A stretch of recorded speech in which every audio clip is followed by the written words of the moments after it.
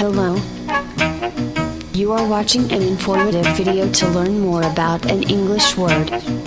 Perfect. Perfect. Perfect. Definitions of perfect.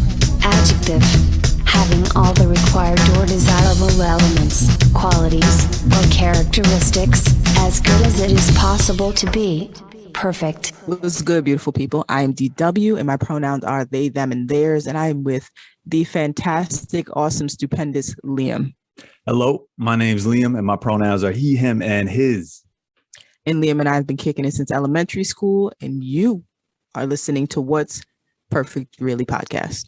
On this podcast, we talk about moments in music and the impact that those moments had on our lives, our friendship, and the whole world. The whole world, y'all. And our mission is to bring light to the perfect moments in music we think deserve a little more appreciation. And today, we're going to talk about Lauryn Hill and her song Zion from 1997. And I'm going to make a case as to why I think this song is a perfect moment in music for me. So let's get into it. So 1997. Oh, go ahead. Hold up. Pardon? One thing. So for y'all who don't know, Miss Lauryn Hill is so great. We had to talk about Lauryn twice because Liam and I couldn't decide on who was going to talk about Lauryn Hill and who was going to make the case. So now we're both talking about Lauryn Hill. And that's how great Miss Lauryn Hill is. All right. So we're going to get into it. What's the song about? Okay. Lauryn Hill's Zion song is about this moment in her life from 1997 when she was a young woman with this kind of fledgling career. And she got pregnant, and the internal struggle, or maybe not even so much of a struggle, but the internal debate that she had because of the external influences going on in her life about whether or not to have this kid and the decision to be a mom. Facts. Yeah. So it's been a week since we've seen each other, kind of. Kind of. What's the perfect moment in your week? So I had a mice invasion in my house, which is a terrible, unperfect thing. They're like little field mice. But meanwhile, in my neighborhood, I have a lot of cats, like just stray cats everywhere. It's a big problem. And like they have one fucking job to kill mice, and they don't. So I've had battles with mice in my house for a long time. And I bought Have a Heart traps, the thing where like the little door shuts behind it and the mouse is like, it actually looks like a little house. So you have like a mouse in a little house and you like release them into the field. And I've tried that for a lot to varying degrees of success. Unfortunately, those traps don't work all that well. So I had to go to the glue trap, and the glue trap is brutal. Oh, no. And I'm not proud of myself, but I do use the glue trap now simply because like you also just can't have a free for all in your home of rodents. Wow. That doesn't sound fantastical, right? Usually it's like a happier, upbeat moment. But is it? Yeah. It feels fantastical when there's no more foreign invaders in your home. Yeah, that's true. Okay, so I heard that when you release rodents, it has to be some radius away from your house so they don't find their way back. Is that true? I've had squirrels, mice, I've had everything in my home. You're supposed to go over a river. Squirrel? Okay. Sorry. I had a squirrel. You have no idea. Squirrels look nice outside when they're in your house. They're like a full menace. I went to war for like 3 days. But yeah, you have to go over a river because apparently they can like, I don't know if they smell. I don't know what happens, but they supposedly make it back to your house. Oh, back wow. Inside. Wow. That instincts. Okay. The glue trap does not provide this as an option. Yeah. Yeah. No. Oh, they just stick there? Yeah, it gets dark. It gets real dark. Oh, okay. I don't want to know the rest of it. Wow. Don't worry. Okay. Oh, all right. For me. Yeah.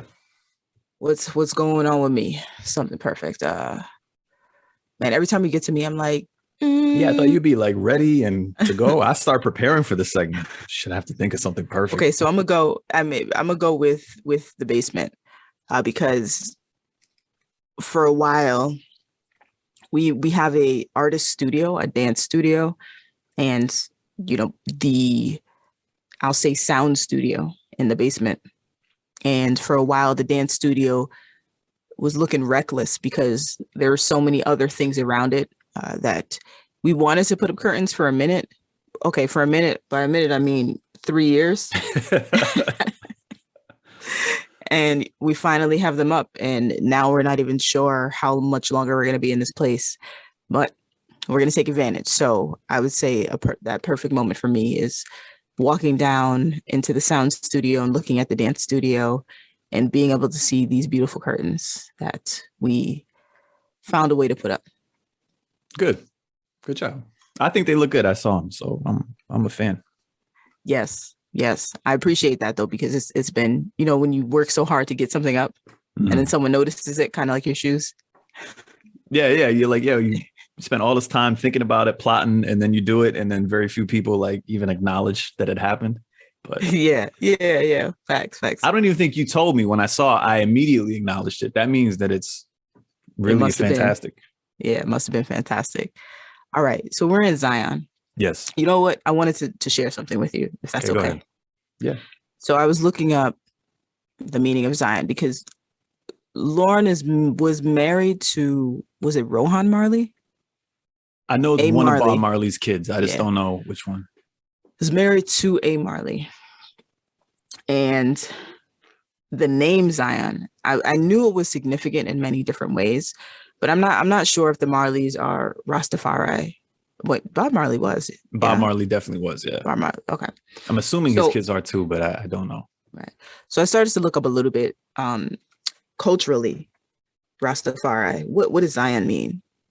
And what I came back with was the actual Zion is believed to be a utopian place of unity, peace, and freedom. And when they say in opposition to that, the opposition is Babylon. And this was very interesting that I never knew that Babylon is the oppressing and exploiting system, like materialistic modern world, which is a place of evil, which is very interesting when you place it. So when I think about, naming your child after this utopian place, but also this being a place of peace and freedom, it adds a little bit more of a layer to knowing that, your first child was named Zion. And that was very much purposeful. I'm not sure if Lauryn identifies as Rastafari, or maybe did for a little bit or not. I'm not sure. So that was an interesting fact that I found about the word Zion. Yeah. Now we have Zion Williamson. I'm trying to think of other Zions, famous Zions. Or I think the only Zions I know are famous ones. I don't know any, like, for lack of a better way of putting it, regular Zions. I don't know any of those. You think if I change my name, then I'm gonna be famous? You mean you're gonna change your name to Zion just for the clout? For the clout. Just for the fame and fortune. Yeah, I could use some fame and fortune right now. Or if according to what Lauryn says, I could that could be the materialistic modern place is not the thing. So you know what? Let me not even do that. Yeah, exactly. I feel like that would be against the value of Zion itself. All right. Let me let you get into it. All right. Okay. So this song's perfect. In 1997, it comes out. I am like 15 years old, give or take a year, or take a year potentially. It's on her album, The Miseducation of Lauryn Hill, which like stampeded the Grammys. It was like a phenomenon in America. It was her moment, that like the kind of the pinnacle of her pop culture career. MTV all over the place. She's beautiful. A million things are happening. This is the time too where the internet is not really a thing. So like you either hear what's on the radio or you actually have the album, which was a CD at that point. We're like track 2, track 3. And so I remember this comes out. I was a fan of the Fugees album, like we talked about on our previous podcast. This thing came out. I like the songs I heard. I think Lost Ones was one of the first singles on it. Then Doo Wop, I think, was the second big single where there was this big music video. The whole city is like a record. Everything is Everything. Yeah.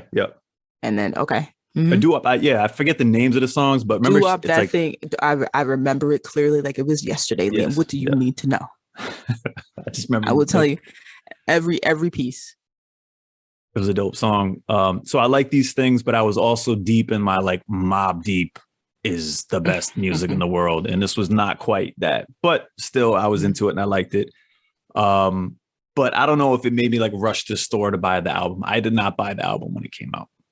Plus I was young enough where I didn't just have like money to like flex and buy albums regularly. But At some point, I heard the album. I don't remember the moment that it was, but I obviously heard it on the album. And then this song comes on, and it was like a holy shit.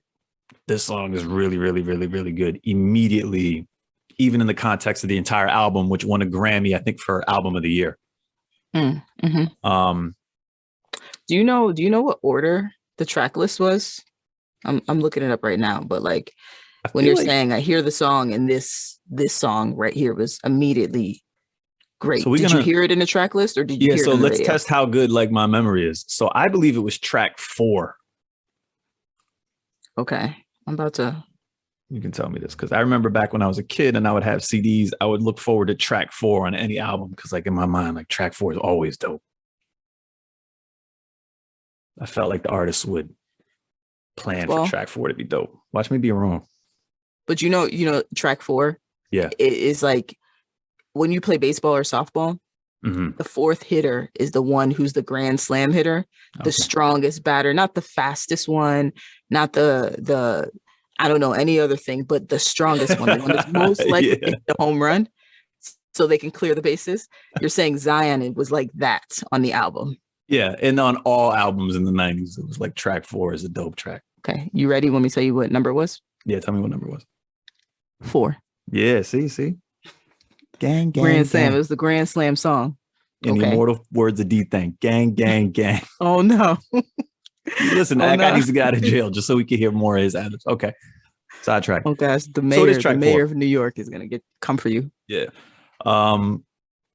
This song comes out. I think we could just go right into the song. I'm right about how it fits in the album, all that. It obviously had an impact on me. I remember 15-year-old Liam waiting for track 4. And then this song played and being like, oh my God, the theory holds true. Track 4 is always dope. This song. You were in high school? What's that? You were in high school? Yeah, because I would have been 15. Yeah. 15, sophomore? Yeah, it would have been like a freshman or a sophomore. Right. Can't remember that part that well, but so this song comes on. We'll talk about it how I hear it now. 15-year-old Liam was a bit of a mess, so I don't know if we should always look at all music through his eyes.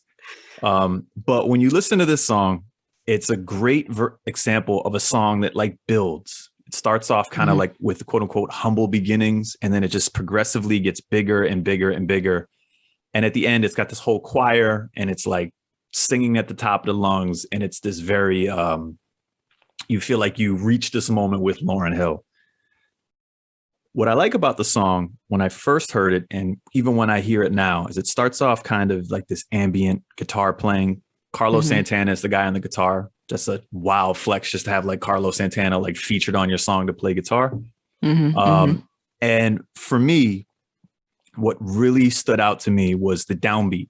So we'll go a little bit into nerd music stuff right now. I'm sure a lot of people know what a downbeat is, but just to re-clarify, when you hear the song and you're counting in your head and you're bopping your head, it's like 1, 2, 3, 4, 1, 2.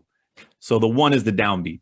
And on this song, the downbeat hits with a big kick from a drum. And there's this like little militant drum roll that goes, vroom, and that comes in every time. And it feels so good every time the downbeat comes on. And I think it's one of the best downbeats in any music of all time. It never gets tiring. You're always happy to hear it. This little militant drum that rolls right before the downbeat hits is very satisfying. And I think it's great. The way you describe it is super satisfying to hear. Now, I want to ask you, is there something psychologically about the downbeat, you think, within rhythms? You know, sometimes different notes touch different chakras, and different lighting pieces create different moods. Artistically, when we think about all the different pieces, how people walk into nature and they return to themselves, it's a grounding that nature gives people. Do you believe that the downbeat, when you do something like you're saying, or is a downbeat significant in some way emotionally? And when you do something like Lauryn Hill did on Zion, do you think that's significant as well? So I think 2 things. So I'm going to do my best attempt to explain why humans like music and dogs like don't. Dogs don't care like what track 4 is like, but humans are like, oh my God, track 4 is really dope. We as humans have evolved to really thrive off recognizing patterns. And that's why music and math are very similar, because it's kind of like a music is a pattern. And in particular, when you think of like hip hop, where there's this rhythmic structure that's really a repeating pattern in a lot of ways, especially the drums. The downbeat is like it's like the affirmation of this pattern every time you hear it. So for me, when I hear Zion and that downbeat hits right after that drum goes, boom, it's like this affirmation every time, like of, again, there's some biological thing I believe that's happening, that the pattern is recognized, the world is right, and everything makes sense. But that's like when you're a child and, you know, you have the parent who wants to be the cool parent and they're like, you can do whatever you want, you know, and they're wearing the good juicy couture outfit. And like, I have my image of who was the mean girl's mom. But you can do whatever you want. And what young people really want is some sort of structure to be, and so what humans, we want structure, and that could be in community or repetitiveness. And so when we think about the music, it reminds me of providing a sense of safety. We know that this pattern is going to happen, so there's a sense of comfort there. And so when music doesn't break certain music signatures, and is in certain music signatures, and it doesn't have certain patterns, it's uncomfortable, you know, because you don't know where to sit. I remember when I would listen to jazz when I was younger, I'm not listening to this. Like, I don't know how to dance to this. Like, I'm not comfortable with it. I don't get it. Right. But to someone else, it's this field of amazing possibilities. But for me, who needed whatever I needed in that moment, it sounded like chaos. Yeah. Which is interesting, because when you think of like someone like John Coltrane, who's very famous for kind of pushing the boundaries in jazz, and like you're saying, jazz in a lot of times isn't this repeated pattern. It's experimenting and going more abstract. And although I respect and appreciate John Coltrane, and there's a Bird, I forget the whole name, but there's a jazz musician called Bird. That's his nickname. And he was really the one that I remember pushed the boundaries on music. And I respect and appreciate that. But like you're saying, for me, when I listen to music, I like Lauryn Hill's downbeat. I like the repetitive structure pattern. That's really what is the best listening experience for me. I think we outed ourselves as some basic music listeners. We did. I'm a favorite. Okay. So downbeat. To go beyond the downbeat, and this is where Lauryn Hill was what birthed Alicia Keys, in my opinion. This song is a great example. So you have this super musical song. You have a church choir. I can only assume they're a church choir. You have Carlos Santana, like literally playing solo through the whole thing. This very like musical live instrument, purest elements in this song. But then underneath you have this breakbeat. The drum is doing a breakbeat.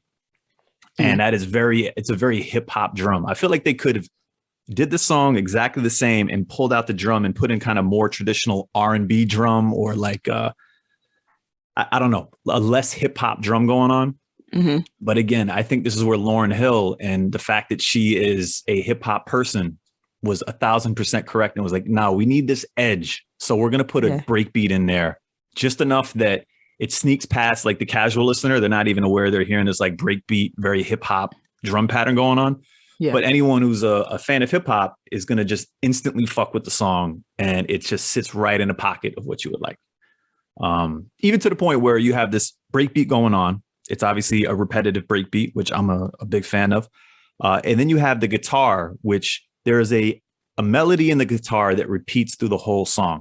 It takes little deviations. It kind of ebbs and flows, but it kind of sticks back to it the same way a sample on a hip hop song is just the same sample repeating itself over and over again.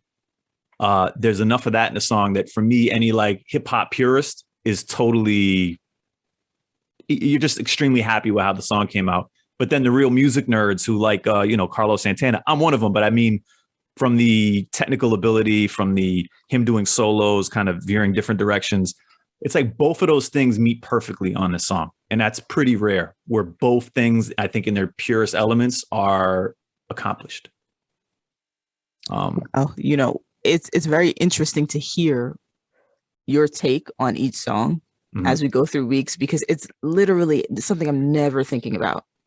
I'm thinking about, what's the story that's being told here?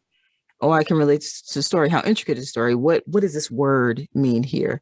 So it's very interesting to hear how it sounds to me as though you're in love with how the instrumentation plays out throughout the piece, and that's what draws you in.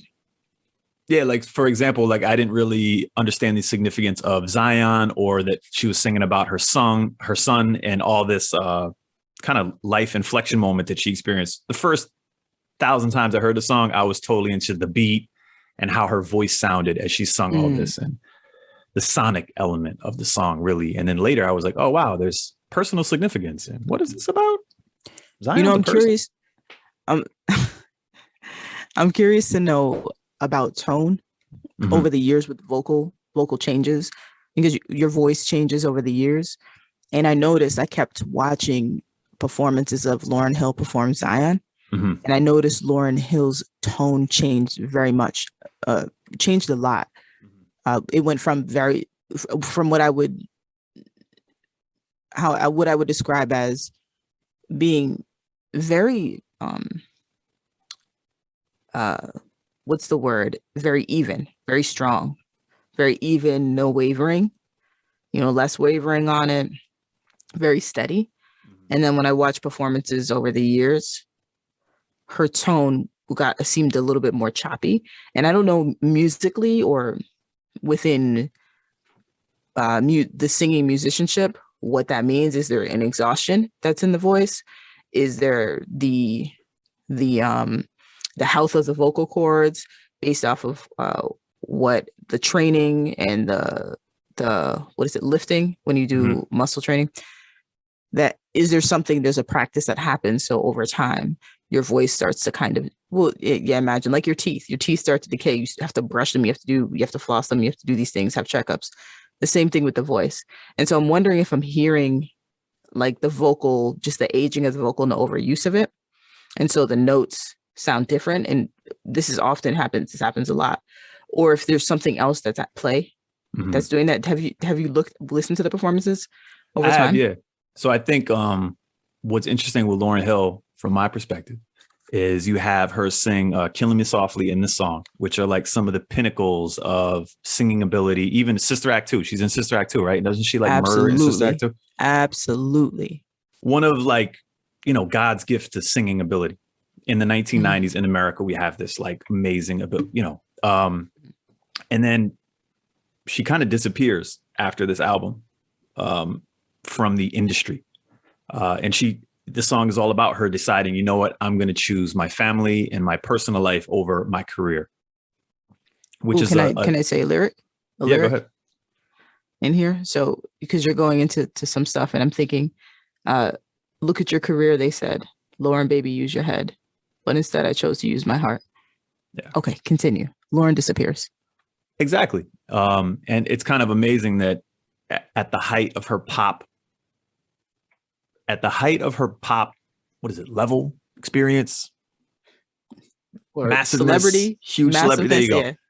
Yeah. This is it. And this song is the best song on this pop album that, it didn't start off. She didn't create a pop album. It was an amazing album that was so good that it went pop. Right. And then here's the song talking about her like, I'm not fucking with y'all. I'm going to go over here and do this mom thing. And she steps away from the industry. And I believe a little bit like you're saying, it's like as if LeBron James comes into the league, he's just a different talent than anyone else around him. And it's just evident and obvious, and it becomes a phenomenon. And then at age 25, he's like, I'm going to stop basketball. I'm going to focus on being a dad. And then I'll check back in 10 years. This is like Maya Moore, the Maya Moore story. Oh, yeah. Maya Moore, one of the greatest basketball players ever, greatest basketball players ever, leaves in her prime to focus on social justice. It's one of the most epic stories ever. So is a thought like they step away and then they come back. Let me let you continue. Yeah. And to me, the ability to reflect back on a song after 25 years, which is what it is now, is part of what makes this song so amazing. Because it's like she put her money where her mouth is. And what you're talking to, from my perspective, is a little bit of what you're seeing. Here's this amazing talent with all the support for her talent possible. And everyone's in line to support her talent grow to new levels.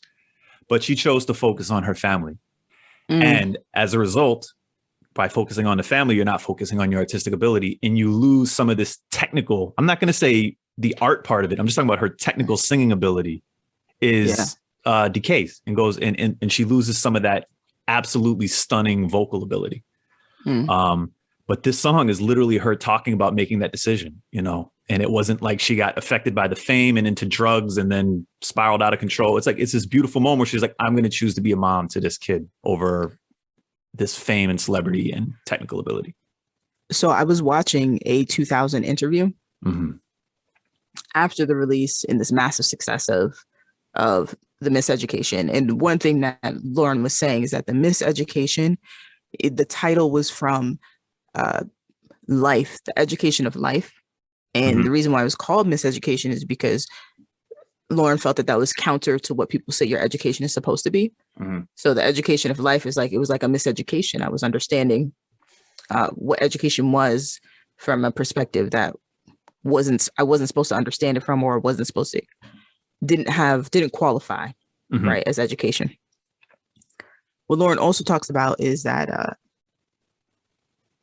you hear the push and pull in this interview of what success is to other people is not success to me. So someone is saying you're missing your window. If you don't put another album out, you're going to miss your window. And Lauryn is saying there is no such thing as a window.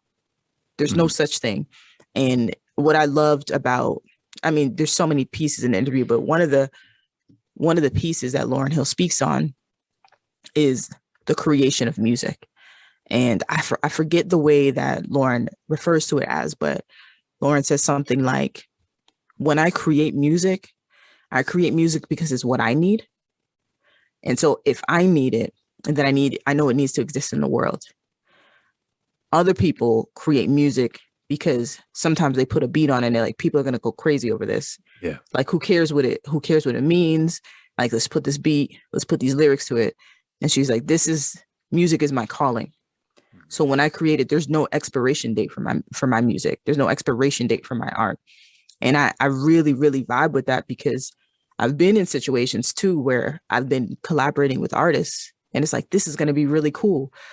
Or you should do this because it's going to be really cool. And I'm like, how does that connect to the storyline? Like, what is the story saying? And really understanding and honoring the art of, I need to convey this message or say this or talk about the story at this time because it's what I need. And this is what I'm called to do, and to be able to follow that. And what I got from the interview is that that's not happening often in the industry. And that's one of the reasons why Lauryn was saying, I may be here and I also may not be here in a couple of years. And I'm okay with that. Yeah. Yeah. Her priority was the purity of her expression, and then obviously being a mom. Now, with that said, like, the context underneath and around this whole song is pretty wild. She's a young woman. She has kind of the world as her oyster, so to speak. She has this new relationship with Bob Marley's son. And there was some sort of messiness around, I don't want to like over speculate or make something messy that's old, but Wyclef Jean thought he might be the dad. There was this whole thing going on. And there's all these pressures of, should I keep this baby or not? And everything that's pressure around a situation has nothing to do with the potential kid that is going to become a person.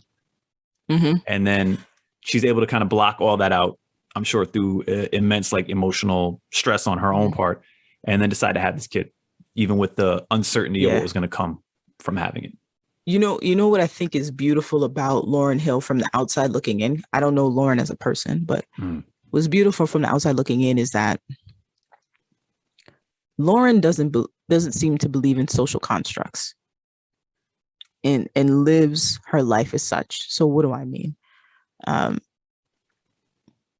Time, for instance. This is a great example. Lauryn Hill's always late to a concert. Oh, is she? But thinking time is a construct. Like, someone created time because it benefited them. So say capitalists created a work week because they needed people to work certain hours for certain wages so they can make a certain amount of money and create their capitals, the places, their empires. So that was a construct created. You feel what I'm saying? Yeah.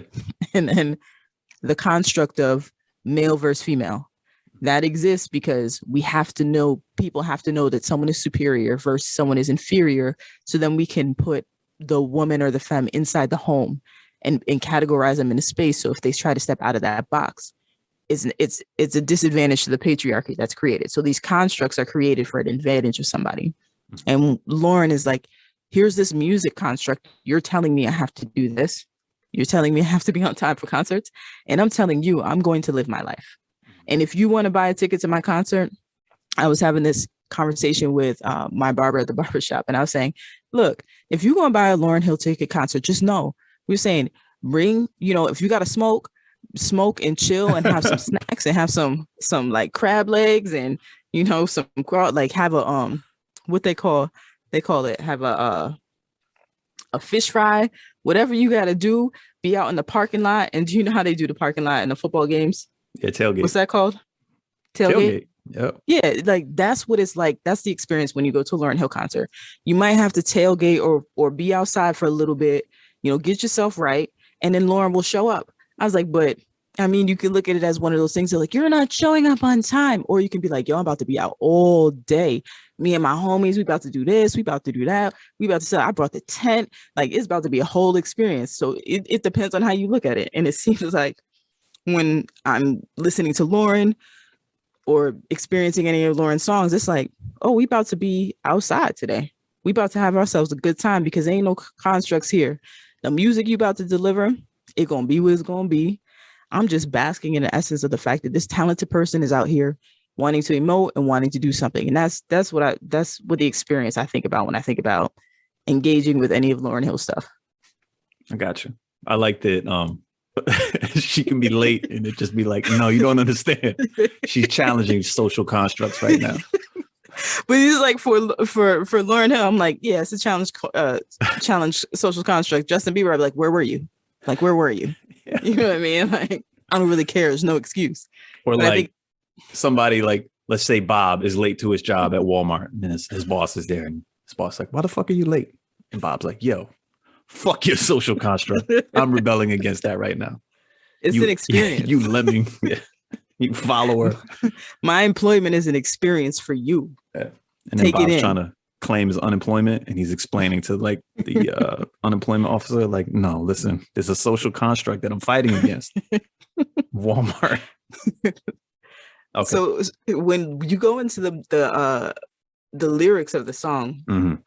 and Lauryn, it says, I thank you for choosing me to come through unto life to be a beautiful reflection of his grace. Mm.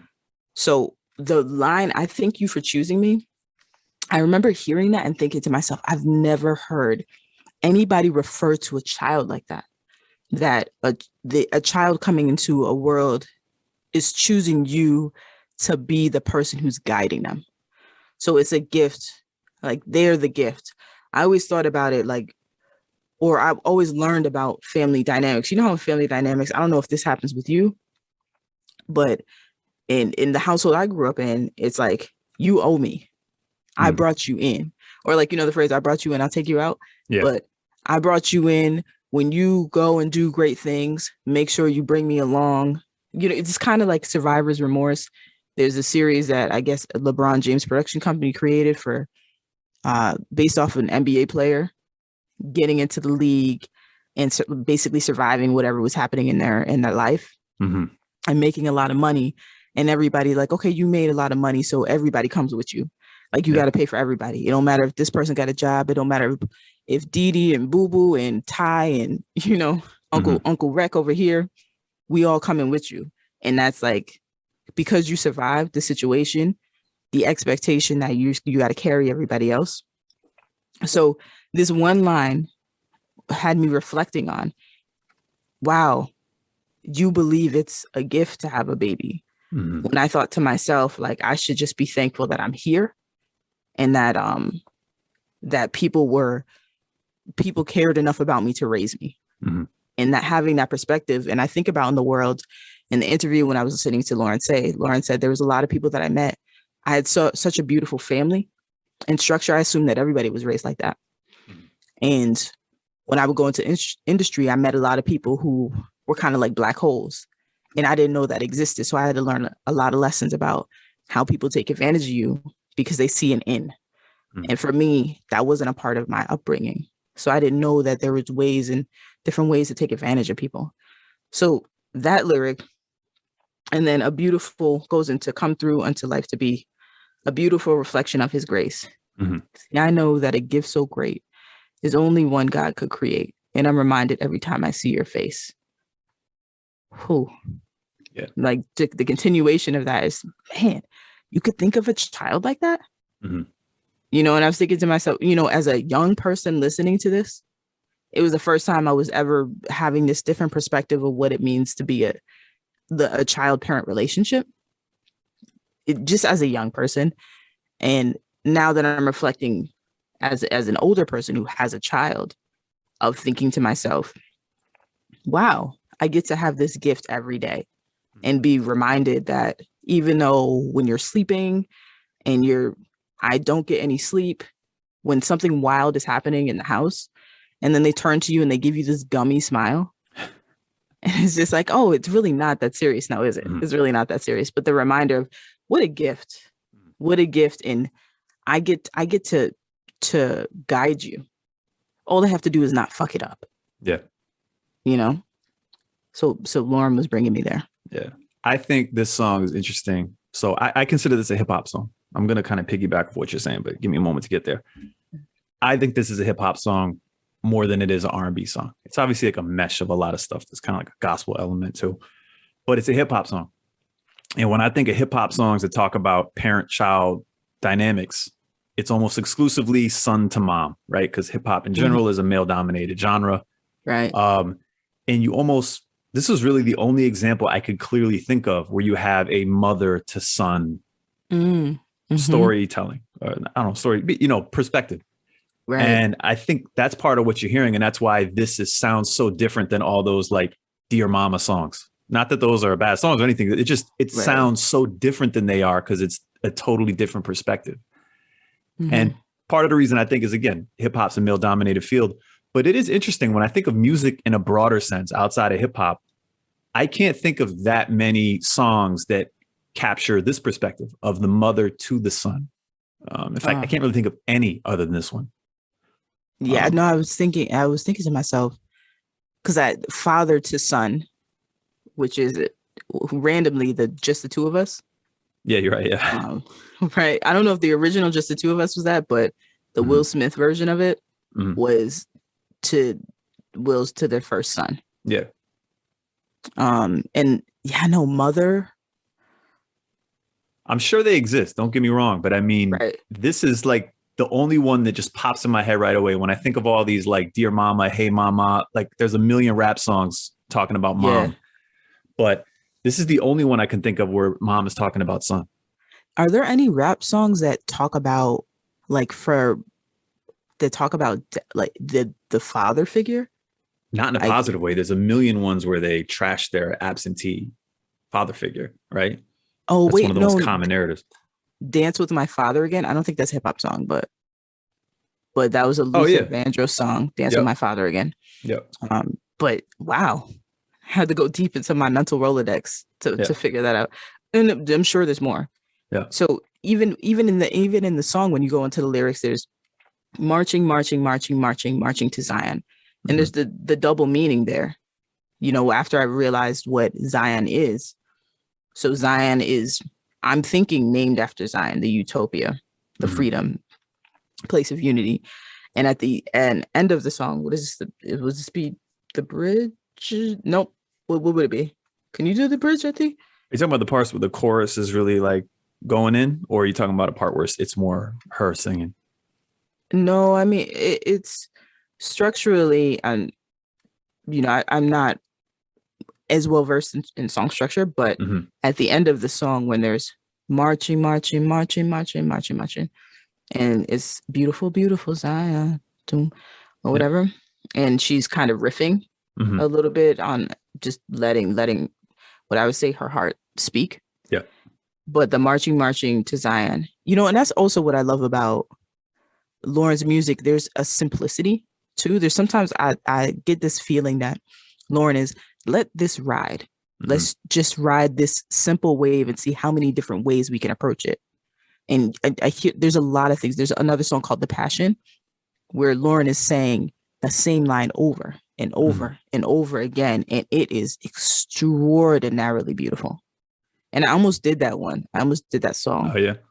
But here with marching to Zion, the idea of, oh, I'm marching to my baby. And my baby is also this utopia, this promised land, or I've named my baby after this promised land. So this physical and maybe spiritual space. Now looking back and thinking about it, like, oh, this could mean many different things. Yeah. And I think the song is like obviously about her son Zion, but it's about her decision to have Zion, you know, and the beauty in both of those things. Because she doesn't really talk too much about, oh, when you're older, like, you know, I'll teach you to play baseball or whatever it is. It's like a snapshot of this moment in her life and all the different factors and the decisions she makes. And again, I love when art is a snapshot and not meant to be this broad capture of everything. And to me, that's what this song is. And I can't stress this enough. Part of what makes this song so dope is we're now fast forwarded 25 years in the future and we can reflect back on it. And this song was really about it. Like, it wasn't a make believe. It wasn't like some sort of artistic stretch or just I'm going to speak from someone else's perspective. This is totally her perspective in a very genuine, real moment that she captured in a perfect way. And some of the stuff that's cool now is you think of her at this time where she's like struggling with the decision. What do I do? Do I have an abortion? Do I keep the kid? How do I interact with all these people swirling around me at this point? Fast forward 25 years now, and she's a grandma from Zion. Zion has since had their own kid, and it's made Lauryn Hill a grandma. So, oh, wow. 1997, you get the snapshot of this, and now you can literally look and see she made this decision, and it's turned her into a grandma. And how dope is that? That's amazing. You know? Yeah, that's amazing. When you were going and you were doing your research, did you find any YouTube comments? Oh, I totally found some YouTube comments. Let me ask you this. So grandma is a weird word. And I'm going to ask you this. Is it? I'm going to ask you this as not as a joke, but like I ask this to people because I'm genuinely curious, but I also like self-amuse myself. And I'm going to ask you about all Black people. Sometimes I ask Puerto Ricans about one Puerto Rican person about all Puerto Ricans. And I get some sort of self-humor of like them being forced to answer this question. Yeah, I'm used to this. So let's go. Okay. Do Black people say Nana? So Lauryn Hill is grandma now. I don't know what title she likes, but is Nana a possibility? I would say it's a possibility. How I know, but I'm not okay. that's part of what makes me laugh that you have to like come up with a total answer. Like, listen, right, for all Black people. Right. But this is like being in my high school classroom and you're in African American studies and you're the only Black person in there. And they're like, so about the experience here. And then everybody looks at you and you're like, oh my gosh, what? That moment. This is that moment. Yeah. So I know maybe a variation. I know somebody who goes by Nana Cakes and is Black. Okay. So I don't know if it's a Southern kind of thing. But I'm not sure regionally. Look, I listen to too much Jalen Jacoby. Regional or culture? But culturally, I don't hear it too often where I live. But I'm gonna say it's a possibility. But when I was younger, Nana, it wasn't something I heard frequently when I was younger. But now that I'm older, I hear little droplets of it here and there. Okay. Just curious. So unfortunately, you didn't like confirm need to have total knowledge on the topic, but it's okay. Listen, you're only human. What did they have to say in the YouTube comments? All right. So the YouTube comments at the nature of the song are fucking like heart-wrenching, emotional comments. There's no like, oh yeah, she looks fly, I like her hair. Like that didn't exist in the YouTube comments. The one that really stood out to me, there's a million you could read. This one's very dope. And this person's comment is, my mom used to sing this to me when I was a little boy, and she would always dedicate it to me and tell me how much I meant to her. When I was 12, my mom passed away. And now here I am as an adult 12 years later, and I finally understand. I can't help but cry every time I hear this song. Oh my gosh. Yeah. And there's a whole litany of comments like this. There's a whole bunch of people who comment that they named their child Zion in honor of this song because the song meant so much to them when they were at that same inflection point that Lauryn was when she made the song. Oh, so there's a lot of unfamous Zions then. Okay. I guess so. Yeah. I'm not changing my name. I will not be doing that. Yeah. So that was a comment. And then it's funny, off of this comment, I think there was 274 replies. Oh, wow. So just people commenting on the comment. Oh, wow. This was like that college colorblind. Yeah. There's a whole story. Yeah. There's this a community developed around this comment, you know. Right. I have some questions for you about Lauryn. Are you ready? I'm ready. Okay. Lauryn Hill, the rapper, or Lauryn Hill, the singer? Okay. That's very difficult. I think she's the only person you can have this debate about. I got to say singer, just because I think Zion is such an amazing song. And I think Killing Me Softly is such an amazing song. Those two songs by themselves outweigh the entire body of work of Lauryn Hill's rapping ability, which is still first rate, top level, all time great. But I think these songs are so amazing. They just tower over all the other stuff. So if you had to choose between hearing your favorite Lauryn Hill song or your favorite Fuji song for the last time ever, you could never listen to it again, which would it be? Would it be a Fuji's song or would it be a Lauryn Hill song? Okay, I have a trick answer. Is that possible? I know trick questions are possible. I have do a trick answer. Do whatever you want. So I think if I had to listen to one song, it would be Killing Me Softly, which is technically a Lauryn Hill song on a Fuji's album. So touche. Oh, no, but I like that song a lot. I think that song is amazing. And it's one of those songs that it's tied to your memory so much. There's a million times that you've heard the song at important moments in your life. How about you? I'm asking the questions here. You're not asking me any. Excuse me. No, I'm not doing it. I have to stay focused. Okay. I'll answer it after I ask you. After I ask you, wait, what was the question I asked? Favorite song? Oh, let me answer it. Can't do that. Let me answer it. I didn't even think about it. All right. Fuji's or Lauryn. Last time ever. This is a tough question. This is why I didn't want to answer it. It would definitely be a Lauryn Hill song. If it was like the last song on earth I was listening to for the last time ever. Yeah, what song is it though? It would be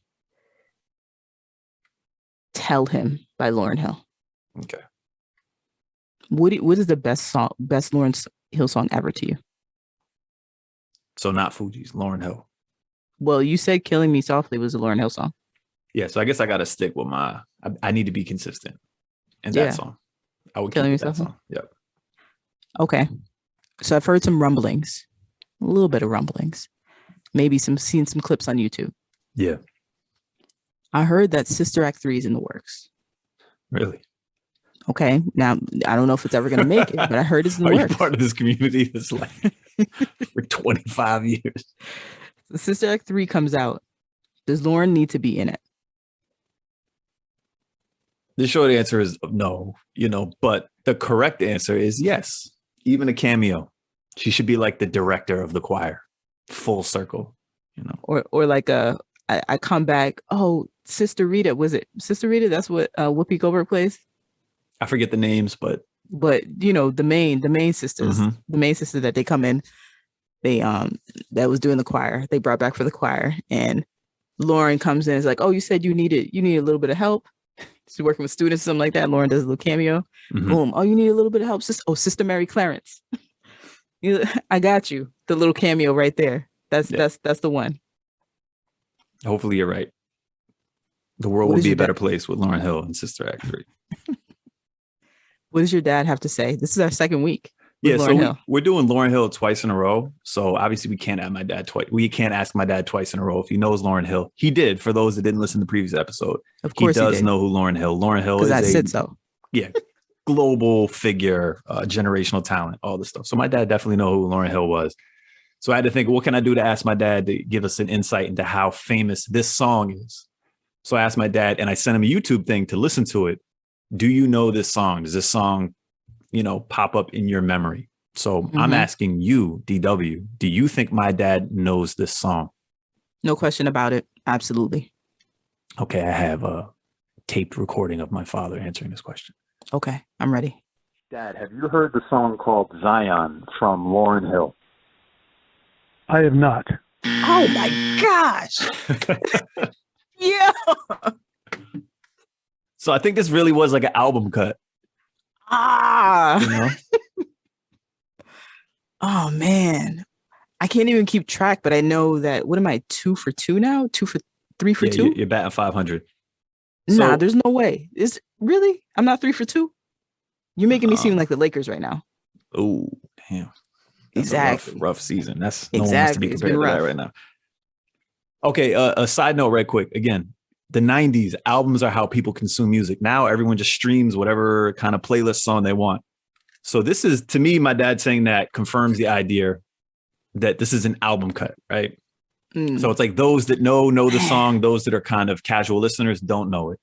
And another experience I have similar along these lines is through the course of my life, I've been fortunate to know a lot of international people who were raised outside of the United States.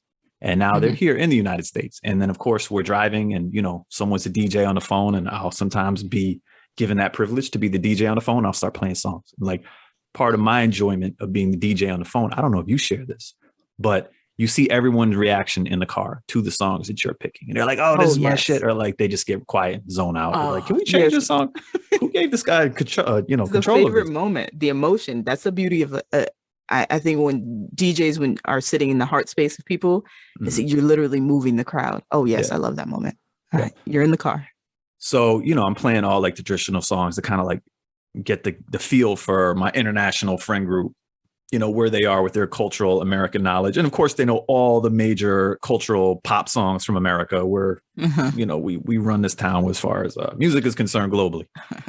This is a song I always end up playing because the song is so dope to me. And again, I had such an immediate reaction the first time I remember hearing it when I was 15 years old, that I'm always curious to play this. And it is like, it's, the Lakers are like a 500 team. This song bats 100, like, or whatever, 1,000, a perfect batting average. Everyone gets kind of quiet and you can see them kind of reflecting, and I'm studying, I'm peeking off the side of my eyes. And I think the song just kills it every time. It's a bit of like it's not a good like summertime beach song. It's a little too emotional, but like, right. It's the suck the air out of room song, that kind of song, where it's everybody has a deep reflection that's happening. Because even when you said it, when you're talking about the experience, my heart started to sink a little bit of in a great way. I started to get a little internal into my body of like, I remember the first time I listened to the song and how internal, how much I turned into myself after hearing it. So singular, most fantastical moment. For me, it's when she sings, I've never been in love like this before. Again, I remember hearing the song and not knowing who Zion was, what Zion was, any of that. That lyric always stood out to me. And again, I think this is a weird, like, internal thing I have where you're like, I'm a guy that grows up and there's women out there, and there's always this kind of toxic, deeply seated mentality of like, women don't need to show appreciation to men. They just kind of receive it. I'm not saying I'm correct. I'm just saying this is like some sort of dark, twisted thing in my head that I, whatever. And when she says that, it's this dope thing of like, wow, she like really loves this little kid. Like she's just pouring all the love in the one-way direction towards the child. And it was really dope and meaningful to see that, or to hear that. For sure. How about you? My line. I thank you for choosing me. Which I think kind of is similar to mine and really hits home what you said earlier, which is that she views the kid as a gift. Yeah, that's live. So where can people find and listen to this song? So this song is on all the normal streaming platforms. One thing that's also interesting about the song is it still remains, any current version you hear is the album cut. So there's actually a skit at the end of it that you just can't get away from. It's a dope skit. It's one of the few 90s skits that's actually still kind of nice to hear today. But Spotify, YouTube, anywhere you're going to stream music, this is going to be there. Yes, and don't forget, share with us your perspective. How did you experience this moment in music? Get my words out.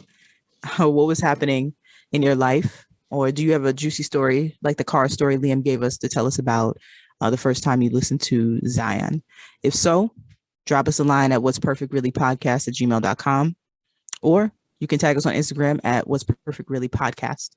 And we invite you to take what you want from this podcast and leave what you don't, because ain't nobody perfect. Peace, y'all. Hello. You are watching an informative video to learn more about an English word. Perfect. Perfect. Perfect. Definitions of perfect. Adjective. Having all the required or desirable elements, qualities, or characteristics, as good as it is possible to be. Perfect.